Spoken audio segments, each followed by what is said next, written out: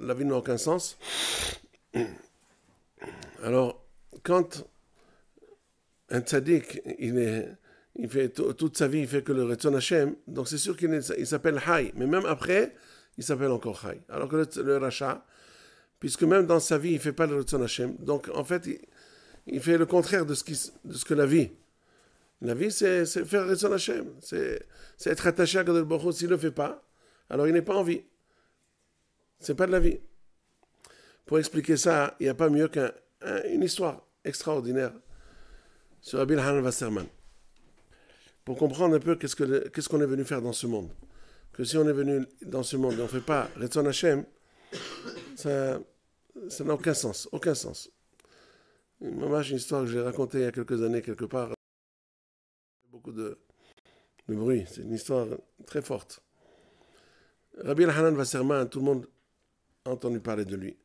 C'est un grand tzaddik et gaon, Talmid du Hafetz Haïm, qui a été tué à la Shoah. Il a été fusillé à Kovna, devant on s'appelle ça le fort numéro 9. Il a été fusillé, et quand il a été, avec toute la communauté, on les a pris pour les fusiller là-bas devant un mur. Il a dit à toute sa communauté, sachez que nous avons été choisis comme Korban Ola, comme offrande holocauste vers Akadosh Baruch Hu. Et chaque Korban, il faut avoir une kavana, les Shem Shamaim complètement, pour ne pas que ce soit nifsal, pour ne pas que le Korban ne soit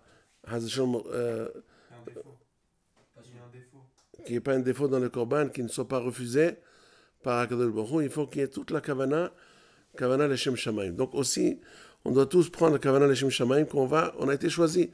Il n'y a pas une plus grande mitzvah que mourir al Kiddush Hashem. N'est-ce pas? Vivre en Kiddush Hashem, c'est aussi c'est essentiel. Mais même, celui qui a été zoché, il y a des tzadikim qui ont prié toute leur vie. Comme Rabbi David Molcho, il me semble qu'il s'appelait Rabbi Molcho, qui toute sa vie l'a prié. Même le Rabbi Yosef Karo, alav shalom, Marana Bet Yosef, le malach qui se révélait à lui avait promis qu'il allait être Nerag al Kiddush Hashem. C'était une promesse, ça veut dire mourir à Kiddush Hashem, c'est un grand zchut. Finalement, Rabbi Yosef Karo n'est pas niftar al Kiddush Hashem. Alors, on pose la question, puisqu'il a vécu toute sa vie à Kiddush Hashem, et que toute sa vie, il s'est apprêté à cela, il s'est préparé pour cela, donc il n'y avait pas un plus grand Kiddush Hashem là-dessus. Il a déjà été au Tzed de Chovad, dans le Olam des Malachim, avec les grands tzadikim, plus que les Malachim. Les tzadikim, ils arrivent dans le Olam encore plus haut que les Malachim. Alors Rabbi Hanan Wasserman, donc il a été tué à la Shoah, j'ai dit, donc avant il avait une yeshiva, il a fondé une yeshiva dans la ville de Baranovitch. C'est en Pologne. Et bien entendu, comme toutes les yeshivot, surtout à l'époque où il y avait beaucoup de pauvreté, eh bien, sa yeshiva est entrée dans des complications financières. Il n'arrivait pas à gérer la yeshiva. Il a tout fait pour essayer d'avoir de l'argent de gauche, de droite. Il n'a pas réussi. Donc, il a décidé, il n'y a pas d'autre solution que d'aller en Amérique. Et alors, en Amérique, à l'époque, il n'y avait pas les avions. Il fallait naviguer, il fallait prendre le bateau. 2 semaines de voyage en bateau jusqu'à ce qu'il est arrivé en Amérique. En arrivant en Amérique, il y avait les Gdolim là-bas, très peu d'ailleurs. Un des Gdolim qui y avait là-bas, il s'appelait Rabbi Yosef Eliyahu Henkin. C'était un des grands poskim d'Amérique à l'époque. Il lui a dit, Rabbeinu, vous êtes venu dans une époque où ça ne marche pas du tout. Vous vous rappelez très bien, celui qui a fait un peu d'histoire, qu'en 1929, en Amérique, qu'est-ce qui s'est passé? Wall Street. Vous avez entendu parler de Wall Street, c'est la bourse qui s'est effondrée. Donc il y avait beaucoup de dégâts, les gens n'avaient plus de quoi manger, et les riches n'avaient plus de quoi donner, ou même s'ils avaient peur de donner de l'argent. Alors, ils lui ont dit, Rabbeinu, c'est pas la meilleure période à l'époque, on ne pouvait pas faire un téléphone avant d'arriver, est-ce que c'est bon d'arriver ou pas? On y va, parce que c'est pas le temps d'envoyer une lettre, Kitsour, il a voyagé, il est arrivé là-bas. On lui a dit, sache, Rabbeinu, qu'il y a ici, en Amérique, quelqu'un de riche, il a une grande usine pour fabriquer des manteaux. Et il nous a dit qu'il était ton camarade de classe à l'âge de 5 ans, 6 ans, au Talmud Torah, vous avez étudié ensemble. Il s'appelle Goldstein. Ephraim Goldstein. Bon. Finalement, quand il est arrivé en Amérique, il a un peu laissé tomber son judaïsme, il s'est plongé dans les affaires, et finalement, pas resté grand-chose de son judaïsme, il est devenu un peu plus ni Limut Torah, ni Tzedaka. À l'âge de 15 ans, il a quitté la yeshiva. Bon. Il a dit peut-être que lui, en tant que sage, il ne donne pas grand-chose, il donne presque rien, mais peut-être que toi, en tant que camarade d'enfance, peut-être qu'il va te donner quelque chose. Si tu veux, on va essayer de prendre rendez-vous avec lui. Ils ont essayé d'appeler au téléphone. À l'époque, il y avait déjà le téléphone, en Amérique en tous les cas. Et ils ont appelé le secrétariat. Ah non, monsieur était occupé, tati, tata. Ils ont essayé la troisième fois. C'est le patron lui-même qui répond. Le patron, oui. El Hanan Wasserman à l'appareil. Tu te rappelles, c'est ton... Ah, El Hanan Wasserman, tu es là, oui. Alors viens me voir, je suis très content de te voir. Il prend un rendez-vous, il prend un taxi, et il était à Williamsburg, le quartier de Williamsburg à New York, et il arrive jusqu'à Manhattan. Là où il y avait l'atelier, l'usine de manteaux, à Manhattan. Et il le voit. Il lui présente, ils font des salam alek, et comment ça va, qu'est-ce que tu as fait de ta vie. Moi, j'ai étudié la yeshiva, je suis le talmid de Intel. Il a grandi dans la Torah. Et l'autre, ouais, moi, j'ai pas pu continuer à la yeshiva, je suis venu, regarde, j'ai commencé je travaillais d'arrache-pied au début, maintenant, voilà, je suis arrivé, grâce à Hachem, je suis arrivé à avoir une usine, 300 employés. Bon, Hachem, tout va bien, etc. Bon. Alors, qu'est-ce qui t'amène ici, Rabbeinu? Quel bon vent t'amène? Il a très bien compris que ce qui l'amène, c'est qu'il cherchait de l'argent pour la yeshiva. Mais le Rav Wasserman, quand vous allez le voir, il lui a dit non. Il a pensé intelligemment comment lui répondre, sachant que c'est quelqu'un qui ne donne rien du tout. Et il voulait en plus lui faire une leçon de moussard. Il a dit non, rien du tout, je suis venu te voir. J'ai entendu que tu étais là. Oui, mais quand même, qu'est-ce que tu viens faire en Amérique? Il a dit écoute, non, je te dis, rien du tout, rien de spécial, je suis venu te voir. Non, allez, écoute, tu veux que je te dise la vérité? Viens. Il a chuchoté à l'oreille. J'ai un bouton dans le manteau qui s'est un peu relâché, et j'ai peur qu'il tombe. C'est honteux que moi, en tant que rave, si le bouton vient à tomber, c'est honteux que je marche avec un manteau auquel il manque un bouton. Alors je suis venu, on m'a dit que tu as un atelier, etc., de manteau, alors certainement tu peux le réparer comme il faut, me le fortifier. Voilà, c'est pour ça que je suis venu. J'ai dit, ah, tu rigoles. Vraiment, c'est une blague, hein. De Williamsburg, tu viens jusqu'à Manhattan pour ça? Je dis, ah, je suis désolé. Non, pas du tout. Je ne suis pas venu de Williamsburg à Manhattan. Je suis venu de Lituanie. De Pologne, je suis venu jusque-là pour que tu me répares J'ai entendu que tu as un atelier. Je suis venu. C'est la meilleure blague que j'ai entendue de ma vie. Je te connaissais comme un enfant sérieux. Tout le temps, tu étudiais. Je me rappelle très bien quand tu étais enfant. Alors, mais maintenant, tu me racontes que tu es venu... Arrête. Bon, arrête, dis-moi la vérité. Non, je te promets. Rav Hanan Wasserman, c'était quelqu'un de très, très, très sérieux. Jamais on le voyait sourire, presque. C'était très rare qu'on arrivait à le faire sourire. Tellement il avait la Yirat Shamayim. Il se sentait tout le temps en face de Hakadosh Baruch Hu. Il n'est pas question de blaguer, rien du tout. Non, jamais de la vie, Haz v'Shalom. Je suis venu mamash pour ça, pour que tu me répares. Ah non, c'est pas possible. Bon, écoute. Bon, il n'a pas réussi à lui faire, comment dire en français, cracher le morceau. Il a laissé. Il a dit, bon, allez, merci. Il a dit, écoute, si tu veux vraiment que je te répare le truc, je peux te donner un manteau neuf, tout neuf, flambant neuf. J'ai dit, non, pas du tout, j'aime pas prendre des cadeaux, je veux pas de cadeaux, rien que me réparer. Il a dit, bon, écoute, si tu veux comme ça, c'est un peu vexé, qu'il ne veut pas recevoir un cadeau de sa part. Il a dit, bon, écoute, c'est pas grave, bon, écoute, je vais te réparer. Je vois que tous tes boutons, ils sont un peu relâchés, Il est sorti avec lui, il lui a présenté toute l'usine, les employés, tous en train de travailler. Et il arrive chez un employé qui voyait un petit peu battre la nez. Il lui a dit, bon, écoute, tu vas t'occuper des boutons de monsieur, je lui fortifie. Il lui a fait tout de suite en 5 minutes, il a tout arrangé, les boutons très forts, jamais ils sortiront. Bon, Toda Rabba, merci beaucoup, c'est très gentil, vraiment, tu m'as comblé. Voilà tout ce que je voulais, tu m'as vraiment, je ne pouvais pas te demander mieux. Voilà, merci beaucoup. Et ils se sont quittés avec des mots de politesse, etc. Il est parti, il a repris un taxi, il est retourné. Le lendemain matin, c'est M. Goldstein, qui a pris le nom de Philippe Goldstein, n'est-ce pas, pour américaniser. Il lui dit, demain matin, il l'appelle et dit, ah ben non, écoute, j'ai pas réussi de fermer l'œil de la nuit. Moi, je suis un homme d'affaires, je sais. On ne peut pas m'embobiner comme ça. Moi, je sais que certainement, tu dois avoir une raison pourquoi tu es venu me voir. C'est pas pour le bouton, ne me raconte pas l'histoire. Il faut que je te rencontre, il faut que tu m'expliques. Viens, prends tout de suite un taxi, viens, il faut qu'on se rencontre encore une fois. Il dit, écoute-moi, je te dis, franchement, c'est pour ça que je suis venu. Si tu veux quand même, si tu crois que j'ai autre chose à te dire, je veux bien venir pour te faire plaisir, mais c'est pas pour... Ça va pas changer ma réponse, hein. Je te dis, c'est la vérité. Non, tu viens, je sais, j'ai compris. Allez, viens. Il a pris le taxi, il arrive chez lui, il monte 3 étages, il y a un ascenseur. Il rentre, il s'assoit, les deux. Alors, maintenant, tu me dis la vérité. Dis-moi la vérité, la franche vérité, pourquoi tu es venu, il faut absolument que je sache. Ah oui, moi, je ne suis pas quelqu'un qui blague, ni quelqu'un qui dit des mensonges. Je crains Akadosh Baruch Hu. Quand je te dis que je suis venu pour réparer le bouton chez toi, c'est que c'est la vérité. Quand il a vu, il a tout essayé, il n'a pas réussi à lui faire sortir le truc. Il a dit, bon, écoute-moi, si tu tiens à ta parole, bon, écoute-moi, j'en reviens pas, mais bon, c'est pas grave.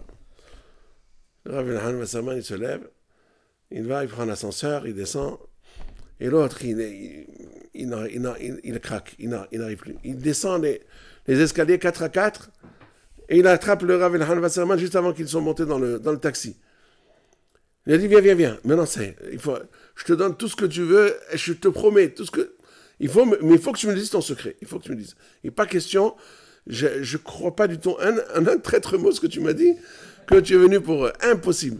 Maintenant, tu viens, je te promets tout ce que tu veux, rien que tu me dis la vérité. D'accord.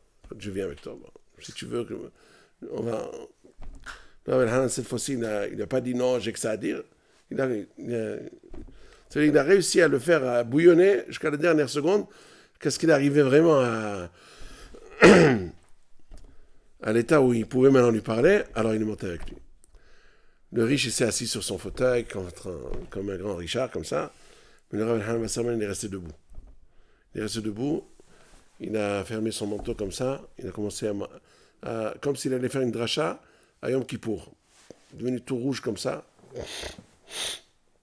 Et l'autre, quand il a vu comme ça, il n'a pas osé rester assis. Il s'est levé lui aussi. Il a compris que le Rav Elhan Wasserman allait lui dire quelque chose de très important. Et il s'est levé. Il a baissé les yeux, il a dit, Rav Elhan Wasserman a dit, je ne comprends pas. Pourquoi tu crois que moi, je ne peux pas venir 2 semaines en bateau pour réparer un bouton chez toi? Pourquoi? Si toi, tu as fait encore beaucoup plus que cela. Toi, tu n'as pas pris un bateau de 2 semaines pour venir ici. Tu as fait un trajet de plusieurs années-lumière pour venir ici, dans ce monde-là. La Gemara nous dit que chaque rakia, chaque ciel, le traverser, c'est marcher pendant 500 ans. 500 ans de marche pour traverser un ciel. Entre un ciel et un autre, il y a encore 500 ans. Il y a 7 cieux, etc. C'est interminable. Alors, si toi, tu crois que tu peux venir de si loin, Mitahat Kisei Akavot, ta neshama est venue, qu'est-ce que tu fais dans ta vie? Tu fais des boutons. Tu répares des boutons, tu fais des manteaux, c'est pareil. C'est pour ça que tu es venu. Si tu me disais que tu étais Kové Haïtim la Torah, d'après tout ce que tu m'as raconté, tu fais que ça, du matin au soir, tu n'arrêtes pas. Avec la Zahav, tu travailles pour l'or, pour l'argent. Alors j'aurais compris, tu fais Kvé Haïtim la Torah, tu fais les mitzvot, tu aides avec ton argent les shivot, mais d'après ce que je vois, tu fais rien de tout cela. Donc ce qui fait qu'en résumé total, tu es venu du monde là-haut que pour réparer des manteaux, pour attacher des boutons. C'est pour ça que tu es venu. Alors, de quoi tu t'étonnes que j'ai pris Sach Hakol 2 semaines en bateau pour venir? J'ai appris de toi. Et si lui, il a fait tellement d'années, des années-lumière pour venir ici, pour un bouton, moi, je peux venir en 2 semaines en bateau pour prendre un lui. Qu'est-ce qu'il y a de... L'autre, il a compris que c'était un moussard askel très très fort. N'oubliez pas qu'il a étudié à la Shiva pendant 15 ans. Donc, ça l'a percuté vraiment au point le plus fort, au point qu'il a commencé, il a crié, il a hurlé. Il a pleuré, il a crié, ouais, qu'est-ce que j'ai fait dans ma vie? Il a compris tout de suite qu'il a perdu sa vie dans la bêtise. Au point que tous ses ouvriers sont venus voir qu'est-ce qui lui arrivait. Est-ce que quelqu'un n'a pas agressé ou quoi? Ils sont venus, il leur a dit, tout va bien, patron. Non, ça, tout va bien, tout va bien. Et depuis, il a fait tchouva. Il a commencé à être Kovaïtin Torah. Il a commencé à aider les Mosdot de Torah. Et la yeshiva du Rav Elhan Wasserman a connu des jours meilleurs grâce à cette intervention chirurgicale, spirituelle qu'il lui a faite. Et il lui a inculqué la vraie Ashkafa. Qu'est-ce qu'on fait dans ce monde-là? C'est ça, Vaïhi Yaakov. Quand Yaakov est Niftar, c'est ça, Vaïhi. C'est maintenant qu'il commence à vivre. Malach Raphaël, Alav Shalom, mon arrière-grand-père, dit, c'est quoi? Parasha Zo, c'est Touma. La paracha de Vaïhi, elle est Touma. C'est quoi Touma? Il n'y a aucun écart entre Vaïgash et Vaïhi. Ça veut dire, la paracha dans laquelle on raconte que Yaakov était vraiment en vie, c'est-à-dire dans ce monde-là, et la paracha dans laquelle on nous raconte qu'il y a un Niftar, il y a une collision entre eux. Il n'y a pas d'espace, il n'y a pas d'écart. Pourquoi? Parce qu'un tzaddik, quand il quitte ce monde, il va dans l'autre monde. C'est comme s'il ouvrait une porte, il rentrait dans la chambre à côté. C'est pareil. Il n'y a pas vraiment... Parce que pour lui, même dans ce monde-là, il est dans le Gan Eden. Il étudie la Torah, il est proche de la Kadosh Baruch Hu. Il fait tout ce qu'il y a de bien. Il est attaché à la Kadosh Baruch Hu tout le temps. Va'ani kirvat Elokim litov. Quand on est proche de la Kadosh Baruch Hu, il n'y a pas mieux que ça, il n'y a pas plus beau que ça. Donc c'est ça que les tzadikim bemitatam kruim hayim. Donc on n'a pas besoin de plus. Quand on entend une histoire comme ça, un maaseh avec un grand gaon tzadik comme celui-là, Kadosh Elyon.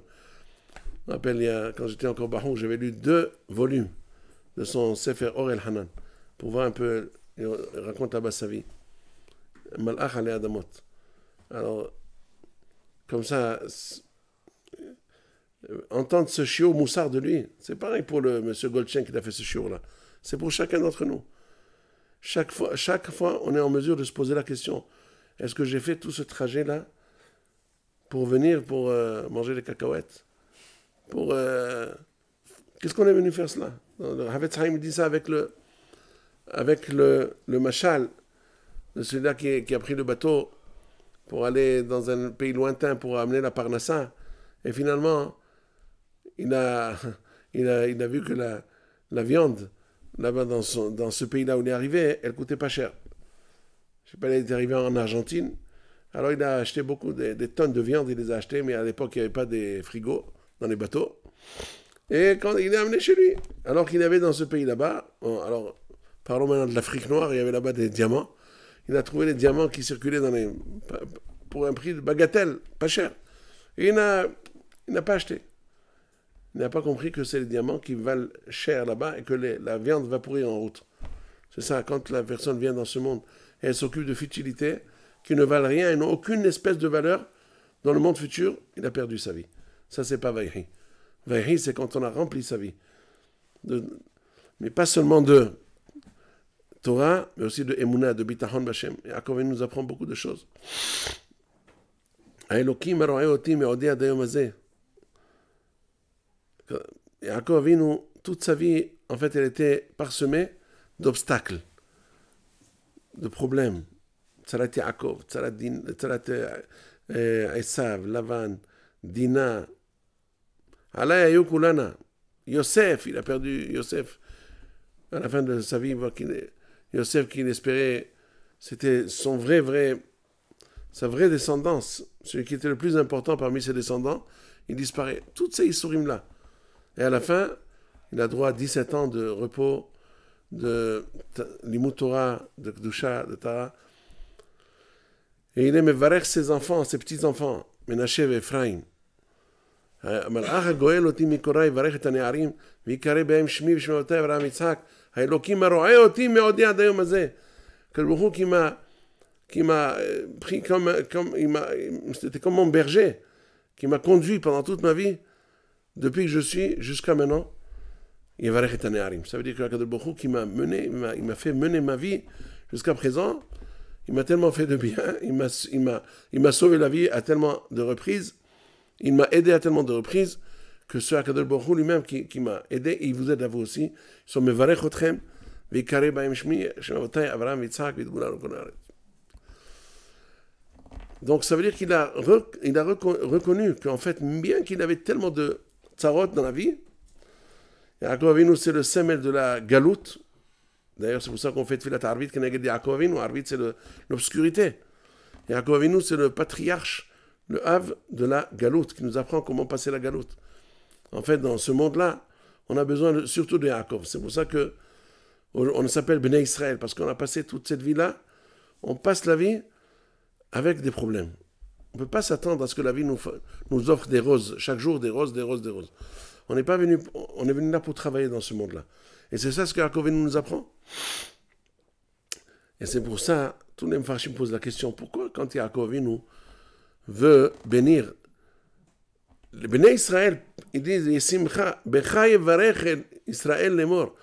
Par toi, ça veut dire par vous, Ephraim Menaché, yevarech Israël. Quand on viendra faire une bracha, chacun qui veut faire une bracha à ses enfants, qu'est-ce qu'il dit? Yesimcha Elohim ki Ephraim vechim Menaché. Pourquoi Ephraim et Menaché?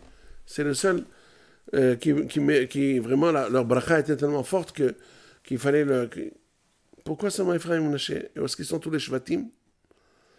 Alors il y a plusieurs explications. Il y en a qui disent parce que Ephraim et Menaché, ils étaient dans une sviva, dans un entourage hostile à la Torah, et pourtant ils ont réussi à tenir et à rester tzadikim. Mais il y a une explication plus profonde. Ephraim et Menaché, ils avaient beaucoup de problèmes. Ils avaient beaucoup de choses qui les perturbaient. C'est pas seulement parce qu'il y a la Toum'a de Mitzrayim. Ils ont vécu dans la Toum'a de Mitzrayim, mais ils étaient aussi très occupés. Ils devaient aider leur père. Depuis qu'ils sont nés, ils devaient aider leur père qui est devenu le roi d'Égypte, le vice-roi. Et donc ils étaient tout le temps... C'est vrai que Ephraim, il a plus étudié la Torah que Menaché. Menaché, il était plus askan, il était, disons, le directeur général des affaires de Yosef Hatzadik. Et Ephraim, il a étudié la Torah. D'ailleurs, c'est pour ça que Yaakov Avinu, il a fait devancer Ephraim.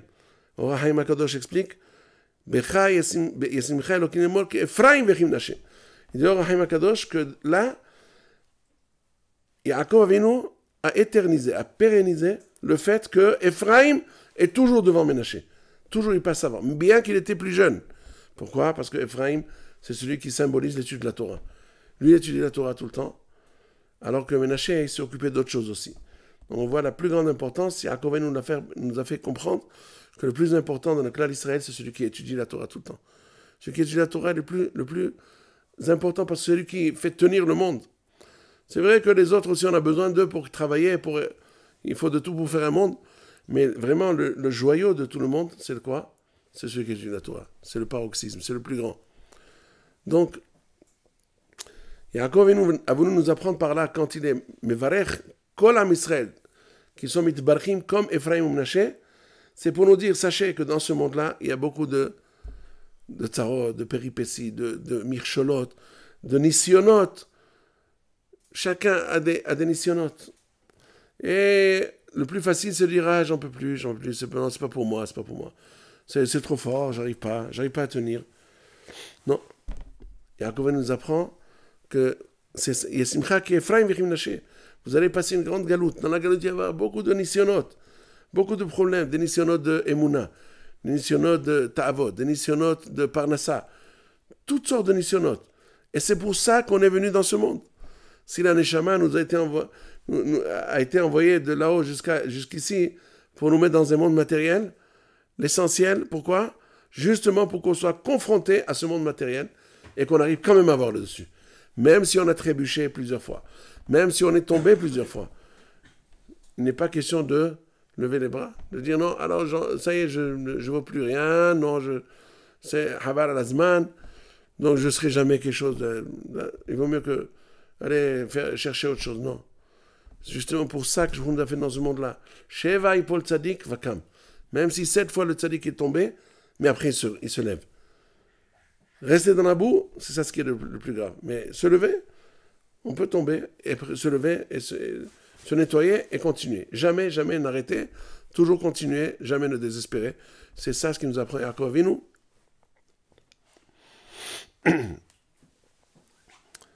Avec l'union là de Ephraim ou Mnaché.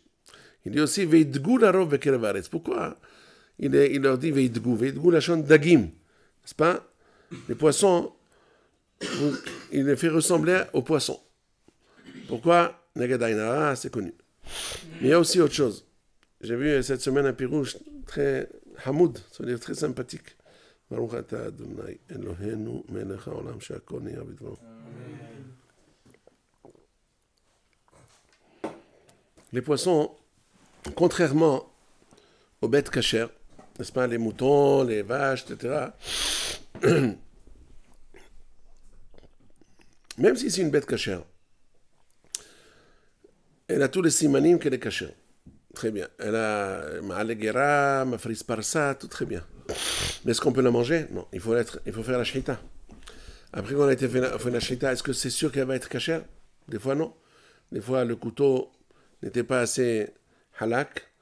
Ou alors, des fois, la bête meurt sans shita, donc elle est déjà psoula, on ne peut pas la manger.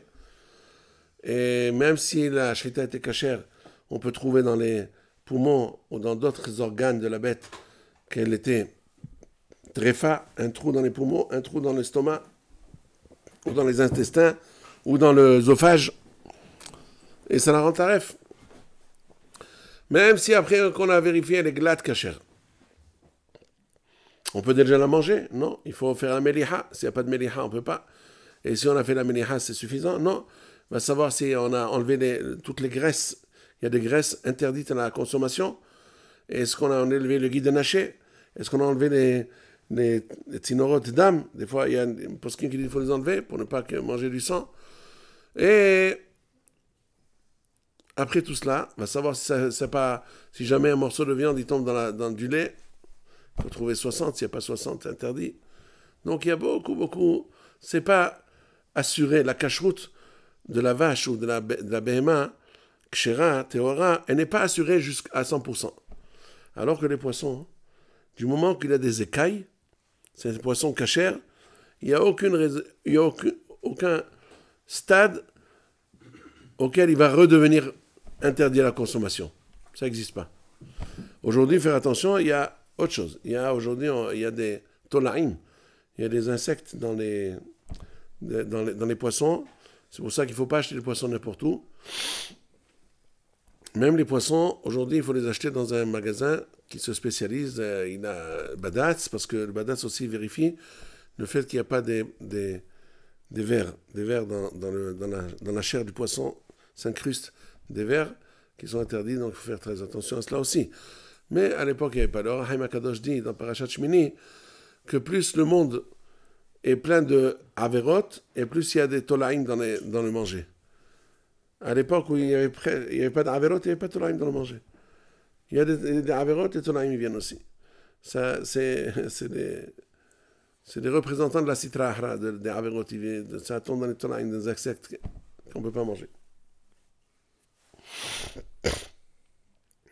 Il y a encore autre chose, donc on a compris pourquoi Veidgou larov, pour nous dire que quand on est mevarech les enfants, il faut être mevarech otam, qu'ils soient comme les dagim, qu'ils soient comme les poissons. Ça dit ce Hidouche là, je l'ai vu au nom de Rabbi Reuven Karlinstein. Reuven, c'est un mashgiach, il y a une diftar il y a quelques années. Il dit c'est ça, Veidgou larov, qu'on soit mevarech les enfants, qu'ils soient toujours kshérim, que jamais il n'ait un Haz Shalom, quelque chose qui les rende non cachers, qu'ils étaient cachers, ils ont étudié la Torah, et après Haz Shalom, qu'ils dévirent, Haz Shalom. Il y a encore un enseignement que la paracha nous apprend. Plusieurs. Et je ne sais pas si je pourrais dire tout, je pensais venir plus tôt, mais j'ai eu un contretemps.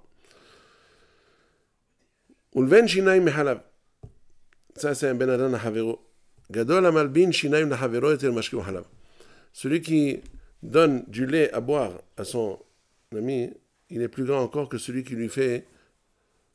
Celui qui sourit, fait un sourire à son ami, il le reçoit avec sévère panim yafot. Il est encore plus grand que celui qui lui donne un verre de lait frais quand il est dans une journée très chaude et qu'il a faim, il a soif. Quand tu lui donnes l'aliment complet, le lait, et frais comme ça le rassasie, c'est encore plus que lui. C'est lui qui fait un sourire à son ami. Il blanchit les dents. Ah, ça lui donne un. Les gens, il y a plusieurs personnes qui marchent avec une tête de croque-mort qu'on dit. Aujourd'hui, les croque-morts, ils sont pas ils sont habitués, voir les croque-morts dire des blagues et tout. Mais à l'époque, on disait comme ça. Quand quelqu'un affiche une tête comme ça, il y en a qui disent, il s'appelle Mazik. Il y a un des Baalei Moussar. Il a vu quelqu'un qui arrivait dans un mariage, il n'était pas souriant. Il a dit, excuse-moi, mais tu es Mazik Birshut Arabim. Mazik Birshut Arabim, qu'est-ce que j'ai fait? Et pourquoi tu es avec un visage comme ça, triste, alors que tout le monde est joyeux? Tu viens, quand les gens te voient comme ça, ils se remplissent de tristesse aussi. Tu leur voles, tu es Mazik, tu leur voles leur joie. Tu leur voles leur joie. C'est Mazik. Donc, il y a des gens qui ont besoin un bon mot, un hizouk, hazak vaour, tu as bien fait, tu me donnes un compliment. Faites très attention. Maintenant, vous êtes bahouri, mais quand vous allez vous marier, Be'ezrat Hashem, c'est un des piliers du mariage. Pour que le mariage soit réussi, c'est dire des gentils mots à la femme. Toujours, jamais on en dit assez, jamais. Il faut toujours dire, chaque fois qu'elle a fait quelque chose, hazak vaour, bemet, il n'y a pas une meilleure cuisinière que toi, cordon bleu, mamache. Mais il faut le dire avec bemet, il faut toujours trouver les qualités spéciales qu'elle a pour lui donner le hizouk. Parce qu'elle a besoin de cela comme une fleur a besoin qu'on l'arrose avec de l'eau. Et bien c'est ça. Akadosh Baruch Hu nous a fait dépendants de même les gens les plus grands Talmidei Chachamim. Ils ont besoin des fois de Rav Chaim Kanev et Rav Chaim Shmulevitz alav hashalom. Un jour, un ancien ami à lui de la yeshiva de Mir en Hutz Laaretz, en Lituanie, il est venu le voir après des dizaines d'années qu'il n'a pas vu. Alors il est venu, il a écouté un shiur à lui à la yeshiva de Mir, et après il l'a invité à prendre le déjeuner avec lui. Et quand ils ont déjeuné ensemble, Rav Chaim Shmulevitz, à chaque bouchée à chaque cuillerée qu'il mettait dans la bouche, c'est tellement bon, c'est très très bon, vraiment, c'est très très bon. Et après, à chaque fois il dégustait, il disait que c'est très bon. Alors, son invité, il a dit, c'est pas possible, c'est pas Rav Chaim Shmulevitz que j'ai connu. À la yeshiva, il mangeait presque pas. Le manger, il lui disait rien du tout, il étudiait tout le temps, il devenait un grand matmid, le plan Haïlou Mistuchin, on l'appelait. Il ne savait rien du tout que la Torah. Comment maintenant il a tellement baissé? Chaque nuit, c'est bon, c'est très bon. On dirait qu'il n'a que le manger dans la tête, c'est pas possible. Alors il a dit, Rabbeinu, je comprends pas. À ce point. Il a dit franchement. Il a dit, écoute, tu sais que moi, ça fait déjà 40 ans que je donne des shiurim. À chaque fois que je donne un shiur, même si je répétais le shiur plusieurs fois, j'attends toujours à la fin du shiur que quelqu'un vienne me dise, Rabbi, c'était formidable. Ah, c'est vraiment, cette couchia-là, bouleversante. Je tiroute là, époustouflant. Quand j'entends ça, ça me donne de la vie. C'est ça ce qui me fait vivre. C'est pas parce que je veux de la gave, mais ça me donne de l'essence pour continuer, pour avoir encore plus. Ça me donne la possibilité de continuer, de persévérer.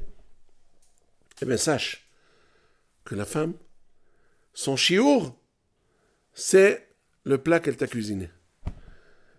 C'est ça son chiour. Quand elle te cuisine un plat, elle attend que tu dis des compliments sur son plat parce qu'elle veut voir si son chiour a réussi. Alors le Rav, à ce point, il s'est habitué à dire à sa femme, Rebetzin, Rabbanit, le shiur d'aujourd'hui, il était excellent. Elle a compris. Vous comprenez? C'est ça le inyan, c'est-à-dire donner des compliments, donner toujours. Il y a une histoire, j'aurais bien voulu continuer avec autre chose, mais j'ai une choupa très bientôt, il faut que j'aille. Il y a une histoire extraordinaire avec on raconte, un jardinier assis dans l'autobus en train de faire des coups de fil. Il ouvre un répertoire, il fait un... Allô? Oui? Bonjour? Je m'appelle un tel, un nom fabriqué comme ça. Est-ce que vous aurez... C'était quoi les numéros? Les numéros, c'était Va'ad Abayt, ça veut dire les concierges. Chaque bâtiment, il a un concierge. Il a pris les numéros de téléphone des concierges du bâtiment. Allô? Est-ce que vous n'aurez pas besoin par hasard d'un jardinier, s'il vous plaît? Je cherche du travail, jardinier. Ah non, merci, on n'a pas besoin, on a un jardinier. Un très bon jardinier d'ailleurs. Non, il fait très bien son travail. Non, désolé. Merci. Encore un numéro. Alors, vous n'avez pas de jardinier? Vous êtes certifié de son travail? Peut-être que vous êtes pas certifié? Peut-être que vous voulez un meilleur jardinier? Non. Très, très bon. On ne peut pas trouver un meilleur jardinier que le nôtre. Merci beaucoup. Au revoir, monsieur. Tac. Encore un téléphone. À la fin, le voisin, là, le pauvre, il voit que le pauvre celui-là, il cherche la parnassa, il cherche de quoi manger, il n'a pas de quoi manger. Il essaie tous les numéros, il n'arrive pas. Alors il a dit, écoute, il a eu pitié de lui, il a dit, je vois que tu cherches du travail. Alors écoute, j'habite dans un nouvel appartement, un nouveau bâtiment, on a besoin vraiment, je vais vous engager en tant que jardinier, ça va? Non, je suis désolé, j'ai pas de temps, j'ai plein de travail, je suis écrasé par le travail. J'ai plein de bâtiments qui m'engagent comme jardinier. En plus, même la municipalité me demande de lui faire des fleurs dans le truc. J'ai pas le temps. Alors, tu sais quoi, tout ce téléphone-là? Elle dit, je t'explique. C'est le téléphone que j'ai fait en incognito, n'est-ce pas? J'ai fait hassoui, comment on dit?